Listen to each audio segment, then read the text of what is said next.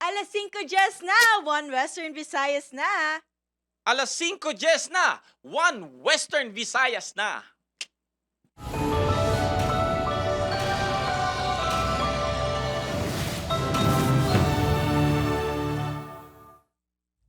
Mga balita nga atong tutukan subong nga Lunes, 63 anyos nga pastor nga isa man ka veterinaryo gintiro patay sa sulod sa iya salakyan sa Pavia, Iloilo.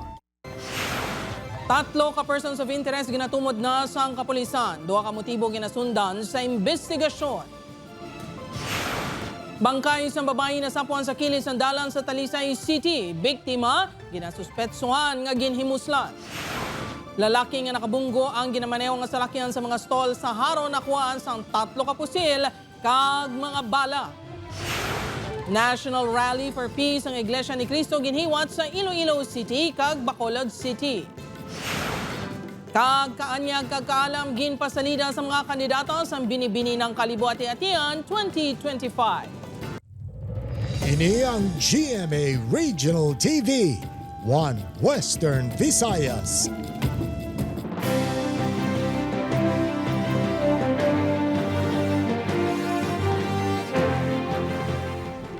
Mayong hapon mga kapuso, ako si Gertrude Charlotan. 2 ka persona arestado sa unang nga adlaw sa pagpatuman sang COMELEC gun ban. Negosyante nga nagadala sang salakyan nga nagsalakay sang stall sa Haro, Iloilo City nakuhaan sang 3 ka pusil. Ini ang gintutukan ni Kim Salinas. Natala na pasakaan sang kaso sa paglapas sa Comprehensive Firearms and Ammunition Regulation Act kag COMELEC gun ban ang 41 anyos nga negosyante matapos nakuhaan sa mga armas wala pa 2 ka oras ang nagsugod ang pagpatuman sang COMELEC gun ban kahapon. Nakuha kay Ryan Anthony Soliva, residente sang Barangay Tabuk Suba, Haro, ang 2 ka 9mm pistol, 1 ka Armalite, magazines kag mga bala. Nadiskubrihan ang dalasari ng mga armas matapos makabunggo ini sa Bimbing Castol sa Barangay Seminario, Haro, Iloilo City. Incident first, then we were able to spot on plain view sang armas nga ara sa Ialoyo sa salakyan sang nag-inspect ang aton investigador. Ginpaidalom na sa classification kag verification ang na-recover nga mga pusil ni Soliva sa Regional Civil Security Unit 6.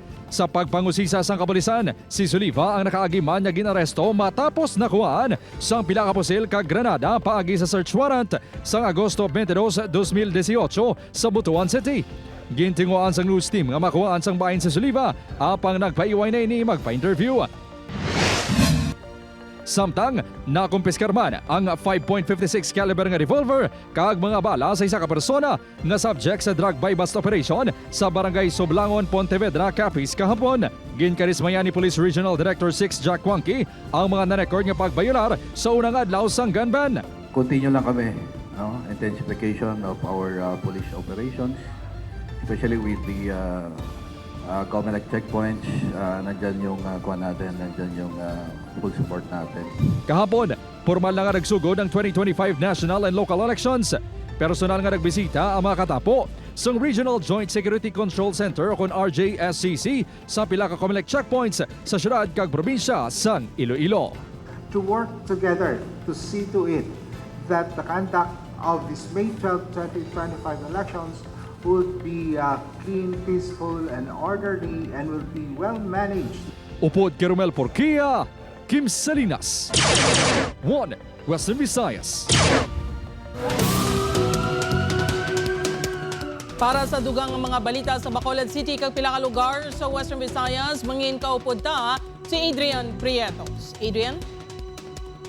Yes, Jers, mga kapuso, madamo gid nga salamat. Bangkay, isang babae nga wala na sang pangidalom nga panapto ng sapwan sa kilis ang dalan sa bahin sa Barangay Matamang, Talisay City. Yaring balita nga itong gintutuka. Naglabay lang isa ka residente apang ginkakibot sini sa Masapuan ang bangkay sa isa ka babae sa kilis ang dalan sakop sang Barangay Matamang sa Talisay City, Negros Occidental. Sunod sa kapulisan, posible ginhalid lang ini sa lugar. Bangod wala na sang pang-idalom nga panapton, posible ginhimuslan ini sunod sa otoridad. Isa man na naton sa kinatanaw nga motibo nga ginhimuslan ini nga aton nga biktima. Sir, based on nakita naton sa iya physically, naghapa siya sa kilid sa kalsada.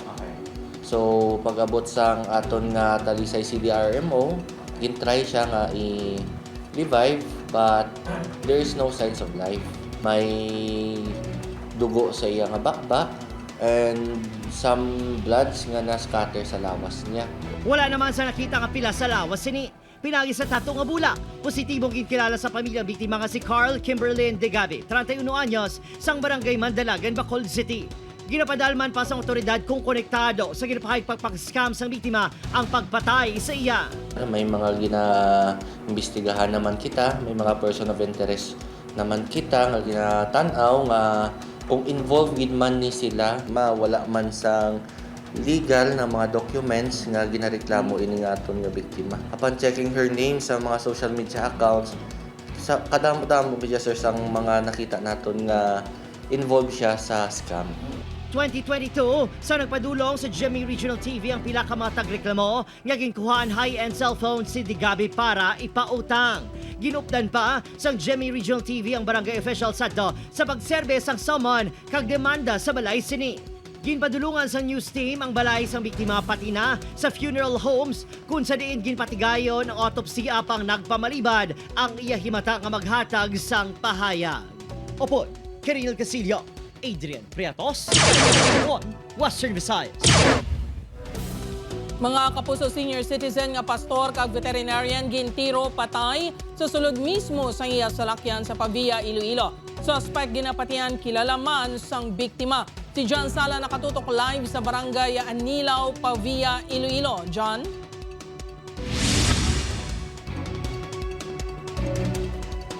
Jert, likom dulom sa gihapon ang pamilya sang isa ka pastor kag veterinarian kung sino ang sospek kag anong motibo sa pagtiro patay sa iya diri mismo sa barangay Anilaw, Pavia.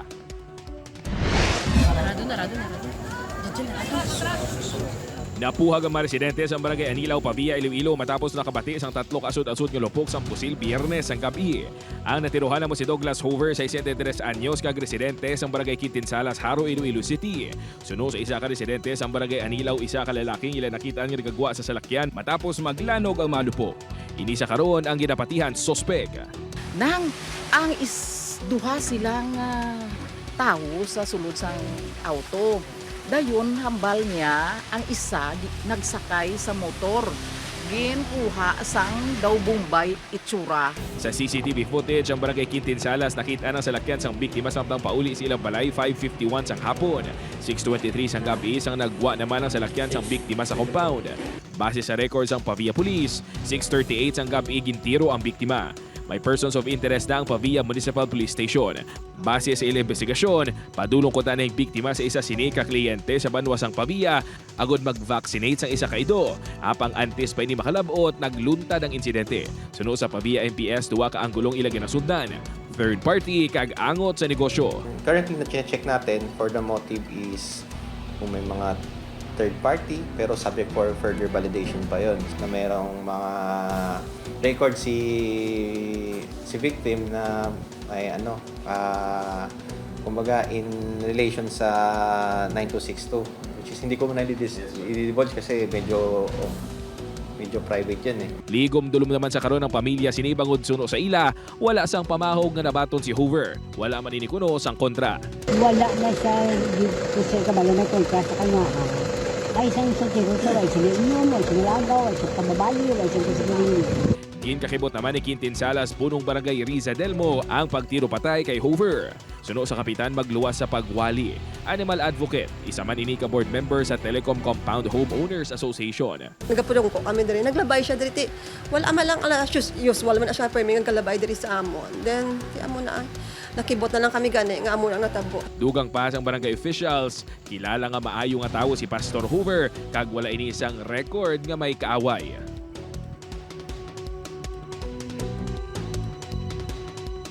Jert, sa karon ginahulat na lang sang Pavia Municipal Police Station ang resulta sang ballistic examination sa nabilin nga pusil sa salakyan sang biktima ginatud mo gingamit sang gunman sa pagtiro sa iya. Kay na Jert, may ara kuntani sa mga dugang pa nga CCTV footages nga may kopya ang Barangay Council sang Anilaw, Pavia apang sang gintinguan sa news team makuha ang kopya sini pamalabagan sang Pavia MPS ang Barangay Council nga maghatag sang kopya sa makatapo sang media. Gerald. Madamo gid ng salamat sa update Kapuso John Sala. Mga puso, National Rally for Peace ang Iglesia ni Cristo ginhiwat sa Iloilo City kag Bacolod City. Ini ang tingob nga pwersa namon gintutukan ni Kim Salinas. Ginabanta 15,000 kakatapos ang Iglesia ni Cristo halin sa nagkalain-lain nga probinsya sa Islasang Panay ang nagdipon sa Iloilo Freedom Grandstand sa buong adlaw bilang pag-ugyon sa National Rally for Peace. Kausa sa pagtililipon, amo ang pagsuporta sa opinyon ni Presidente Ferdinand Marcos Jr. nga untato na ang impeachment complaints bato kay Vice President Sara Duterte. Mga problema ng bansa ay unahin natin para masolusyonan yung mga pangunahing problema po ng ating bansa. Para lang po sa kapayapaan, yun lang po. Bangod sini, ginsiraduhan ang pila ka mga dalanon sa syudad halin nila sa isang aga, tubtubla sa isubong nga gabi. Ginsuspender man sang alkalde ang klase sa tanan nga level sa Iloilo City. Suno sa isa ka law professor, pabor siya sa panawagan sang religious group. Hingyo lang sini nga hindi kuntani magamit ang kahiwatan sa anuman nga political motivation. Hindi naman impeachment yung magiging solusyon sa ating mga problema. Like for example, right now, if you would notice, no, ang talagang main concern ng ating mga kababayan would be on the inflation. Habang nagaganap pa yung peace rally, hopefully sana mapigilan din, no, yung mga ibang mga entities na gusto din gawing political rally, no, itong ginagawa ng Iglesia ni Cristo. Sa Bacolod City, ginapaabot sa mga local organizer ang 50 tubtob, 70,000 nga partisipante gikan sa Negros Occidental kag Oriental. Duwa ka meetings prior to today. Ang estimate as of 12 o'clock, 12:30 is around 38,000 based on their drone shots. Ang senior citizen nga si Nanay Juanita nagikan sa Banwa sang Kawayan. Alas 11 pa lang sang gabi, nagabot na sa syudad sa Bacolod. Mas importante gid nga makakuha ng aton nga ging rally. Ang iniya grupo sa mga pamatanon nagikan sa nabukid nga bahin sa Barangay Concepcion, Talisay City. Ginaduso ang kalinong agud mas maging masanag ang futuro sang Pilipinas. Para sa yung kapayapaan sang Pilipinas, tani maging matawhay na ginang Pilipinas. Para sa tanan. Opo, Kiril Casillo, Adrian Priatos, Kim Salinas, One Western Visayas. 17 kakandidata nagpaindis-indis para sa titulong Binibini ng Kalibo Ati-Atian 2025. Kandidata gikan sa Banwa sang Numancia nagpangibabaw. Si John Sala nakatuto.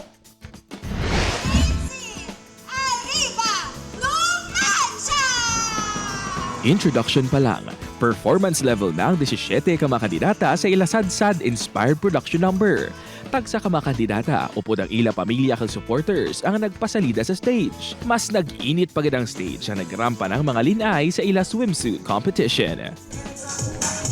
Pag-abot naman sa evening gown, poise and elegance ang nagpangibabaw samtang suksok sa mga kandidata ang ila mga gown nga himo sa mga local designer. Halin sa 17, ginpili ang top 10 nga isa-isa nga nagsabat sa ila pamangkod. Gilayon man niya ginpili ang top 3 nga nagsabat sang final question. Sa ulihi, nagpangibabaw ang tiglawas ang Banwa sang Numancia nga si MJ Fernandez. Siya ang maging tiglawas ang Kalibo Aklan sa Miss Universe Philippines 2025. First runner-up naman si Ana Bea Hernandez ang Malinaw Aklan. Kag second runner-up si Maika Ella Liza Malik sang Kalibo. I feel really happy po kasi this is my second time na po and finally in my second time I did it na po. Gusto kong pasalamatan lahat mga nag-participate ng mga aklanon at iniimbitahan ko po sila sa kapistahan po ni Santo Niño. Nagserbi nga host si unang hirit host Anjo Pertera, kaupod si Miss Earth Philippines 2013 Angeli De Los Reyes. Samtang nagpakilig naman sa mga kapuso nga kalibunhon si sparkle artist Luke Conde. Pareho nga first time sa Kalibo Aklan sa day Luke kag Anjo nga nagbilib sa pamaagi sa mga kalibunhon sa pagselebrar sang Mother of All Philippine Festivals. Overwhelming kasi yung mga girls is talaga nagsashine on stage. First time dito sa Kalibo and yung warm na pag-welcome ng mga Kalibunhon is naramdaman ko talaga. Ramdam na ramdam ko yung pag-welcome dito sa Kalibot. Tsaka yung pageant kanina, kitang-kita yung kagandahan at kitang-kita mo yung roots nila bilang mga tiga-Kalibot. Sobrang nakakatuwa lang ma-witness. Upod kay Romel Porquilla, John Sala. 1 Western Visayas.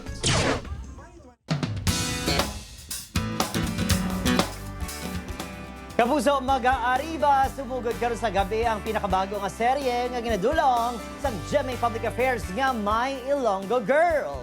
Buwan naman nung kilig para sa 2025 ang dala na Jillian Ward kag Michael Sager. Double the thrill man sa dual role ang ginadala ni Jillian bilang promdi nga si Tata kag ang glamorosa nga aktres nga si Venice. Sa pagkatubangay sang may parehong itsura, sinoyhan ang magadaog. Karon na ang world premiere sang My Ilonggo Girl, 9:35 p.m. sa GMA Prime kag Kapuso Stream. 11:25 naman ang replay sa GTV. Ini ang GMA Regional TV, 1 Western Visayas. Mga kapuso, nasapuan sang staff sa Department of Environment and Natural Resources Region 6 ang isa ka fetus sa sofa sa receiving area sa ila hostel pasado alas 9 kay nasang aga. Pila ka minutos lang nagligad na sapuan pagid sa garden ang isa pa ka fetus nga ginabanta yara sa 20 weeks sang edad. Sunod sa pila ka empleyado, posible kliyente ukon isa sa mga kaupod nila ang nagbilin sang fetus. Ginalantaw nga posible kapid ang duha ka fetus. Padayon pa nga ginaimbestigaran sang kapulisan kung sino ang iloy nga nagbilin sa duha ka mga fetus. Sang handa natuto sila nga magpungko, nakita nila nga daw may portion bala nga basa. Kaginimutara nila kung ano ato, bas higko lang. Apang sauli nakita nga daw kalain siya, kag daw may porma siya sang bata nga in a fetus form. Mga puso sa Bacolod City naman, vendor patay sang ginlampusan sang kahoy sang isa ka barker. Nakatutok ay Eileen Pedreso. Makita sa sini nga CCTV footage ang isa ka babae nga nagatindog sa atubang sa isa ka establishmento sa dalan Katuslao, San Sebastian sa downtown area Bacolod City alas 8:30 sang aga Enero 10. Tubtub nga. Hinali na lang nga may natumba nga lalaki sa kilid sini. Ang lalaki sa video, ginkilala kay Alesnil, 55 anyos, nagabaligya sang sigarilyo kag kape sa lugar. Sunod sa kapulisan, natumba ang lalaki matapos ginlampusan sang kahoy sang suspect na si alias Muslim, isa ka barker sa lugar. Before na natabo ang insidente, ay gamay na sila nga hindi pa itinanay regarding na sila sa pamprakla. Nasupot ang kainit mo sa suspechado, naglabos sila sa muna asa naglabos sila nga punto. Pag hindi na lang po sa niya yung ato na biktima. Nang nabatian na naman may naglagapok, paamo lang to. Tumba na. Abigay naman nalipungan lang. Gindala pa sa ospital ang biktima apang ginbawian sa kabuhi matapos makaagom sang traumatic head injury. Padayon pa nga ginapangita ang suspect na madasig na nakapalagyo. Upod kay Ruel Bangoy, Eileen Pedreso, 1 Western Visayas. Sa iban pang balita, detailed engineering designs ang Panay Guimaras Bridge na kompleto na sunod sa DPWH 6. Pila ka landowner nga apektado sa proyekto nagapreparar na sang salayluan in kaso nga pahalinon. Si Zen Kilantang Sasa nakatuto. Ginabanta 20 ka mga pamalay diri sa Barangay Guaan, Laganes ang maapektuhan sa tion nga magumpisa na ang pagpatukod sang 13-kilometer Panay Guimaras Bridge Project. Ang proyekto ang ginpondohan sang 57 billion pesos nga magaumpisa sa Laganes pakadto sa Buena Vista, Guimaras. Isa si Tatay Efren nga landowner nga apektado sang proyekto. Sunod sa iya masobra isa ka hektarya ang iladuta ang madalasa sang Taytay. Nagdangat sa 1.9 million pesos ang assessed value sang iaduta. Kung malin kami giti way mahimo eh. Mapalin nila ni way man mahimo kay gobyerno ni. Expropriate nila na kung hindi man yapon nimo pagyatag. Sa subong nagapanghanda na sila ing kaso nga pahalinon sang gobyerno. Mayo gid ko may ara gid sa tani nga lote nga ihatag sa amon. amo naman naman siya talagang pinabayran man kami, may lote man tani kami. Sunod sa DPWH 6 natapos na ang Detailed Engineering Design ukon DED sang Panay-Guimaras Bridge nga isa ka segment sang Panay-Guimaras-Negros Bridge nga magakonekta sa 3 ka isla. Gina-evaluate na ang DED matapos nga nasumite sang Yushin Engineering Corporation sa Unified Project Management Office. Ang contractor na ito, nasubmit na nila ang ilang proposed DED. In fact, ang initial stage sang ilang ilang proposal nasabit na gani nila sa NIDA, and then sa subong ang status subong under review ng atong Unified Project Management Office. Umpisahan ang procurement sang Taytay subong nga first quarter sang 2025 agud maumpisahan gilayon ang proyekto sa siniman nga tuig. Ginalantaw nga makumpleto ang Panay-Guimaras Bridge sa tuig 2028 antes magtakop ang termino ni President Ferdinand Marcos Jr. Samtang padayon pa ang detailed engineering design sang segment B ukon ang Guimaras-Negros Bridge. Upod kay Cirilo Randuque, Zen Kilantang Sasa, One Western Visayas.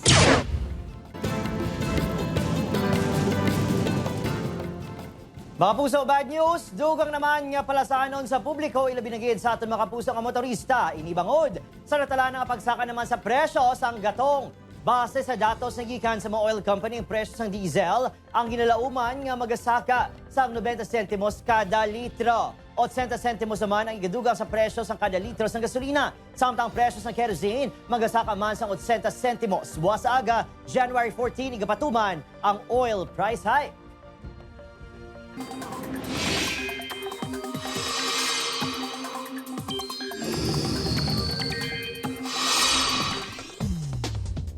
Mga pungsod, magapadayon naman ang maulan nga panahon sa pilakabahin sang pungsod bangod sa naglain-lain ni weather systems parehas na lang sang shear line, easterlies pati man sang amihan. Ang shear line nagaluntad bangod sa pagbungguanay sa matugnaw nga amihan kag mainit nga easterlies. May madamol nga panganod nga magatuga sa mga pag-ulan. Sa datos naman sa Metro Weather, may lapta-laptang ulan sa ibang pangabahin sa Aklan, Capiz, Iloilo, kag Negros Island Region. Posible man ang ulan sa nabilin nga bahin sang Pilipinas.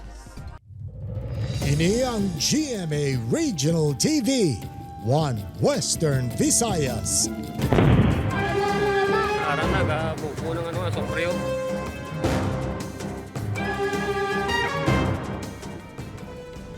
Papuso, masobra naman 300 ka family tents para sa dugang evacuees bangon sa padayon na aktibidad sa mga kanlao na plastar na sa Himamayla. Nakatutok Aileen Pedreso. Apisar ginatagan na sang ligwa ang LGUs nga papulion ng mga yara sa gwa sang 6-kilometer permanent danger zone. Ginapanghandaan gihapon sang task force kanaon ang posible mangin senaryo kung itaas sa alert level 4 kung maglabot pa sa alert level 5 ang bulkan kanaon kung sa diin palaparon man sa 10 to 14 kilometer ang permanent danger zone. Isa sa mga tikang amo ang pagdugang sa family tents sa Himamaylan City nga paghimuon nga tent cities. Masobra 1,000 nga family tents ang nag-abot na sa Batusaw Memorial Center. Masobra 300 diri ang naamat-amat na nga naplastar. We're trying to set up yung mga facilities. So, the management ng camps, pag-uukuhan pa namin yan ng mga LGUs concerned, ano yung mga responsibilities ng bawat isa in managing the camp. Ini ang magaserbe nga evacuation center sa mga residente halin sa iban nga mga LGU. Pananglitan liwat nga maglupok ang bulkan. Ginatun-an man sang OCD6 nga magpahamtang sang dugang nga 10 cities sa lugar nga layo sa epekto sang ashfall. Samtang ginplastar na sang COMELEC NIR ang contingency plan sa 2025 midterm elections. Ilabi na kung ipasaka sa alert level 4 ang bulkan.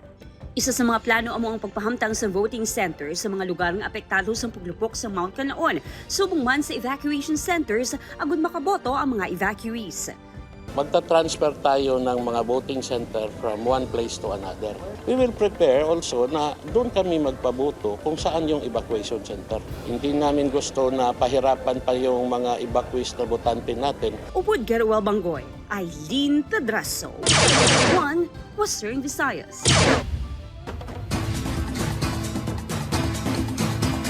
Mga kapuso, coronation na isang Miss Iloilo 2025 ginbantayan sa mga Ilonggo. Pambato sang maasin ginkoronahan nga Miss Iloilo 2025. Ini ang gintutukan ni John Sala.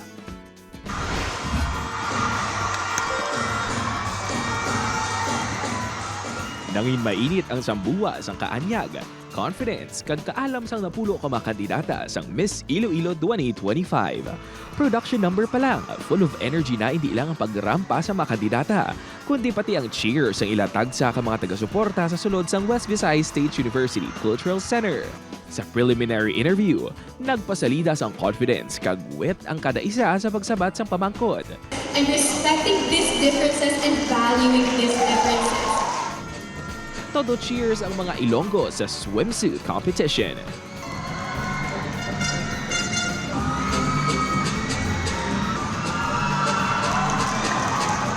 Stunning man ang ila beauties sa evening gowns ng obra sang Ilonggo designers.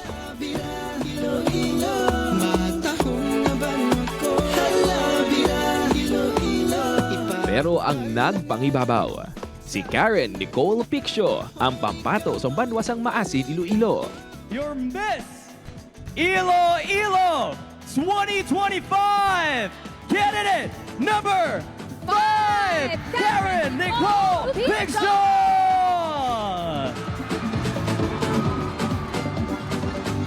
Sa mga kasimanwa ko sa Maasin, you remind me so much that we are as strong and as resilient as bamboos forever.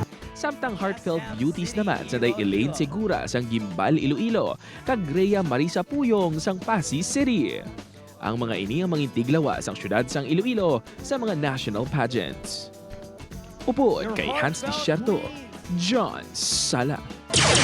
Juana, Western Visayas. Mga kapuso, hindi lang gali mga gamit ang nagakawigit kundi ulo.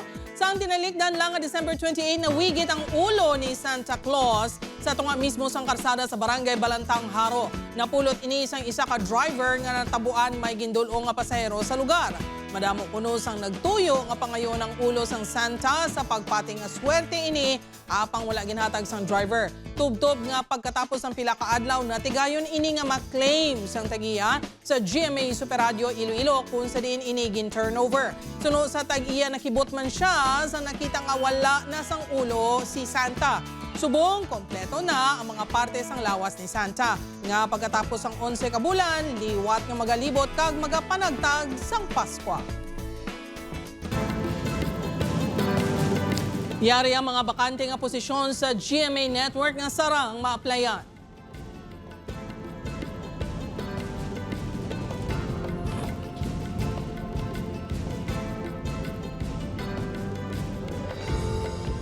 Sa mga interesado nga aplikante, pwede magpadala ng application letters sa careers.gmanetwork.com.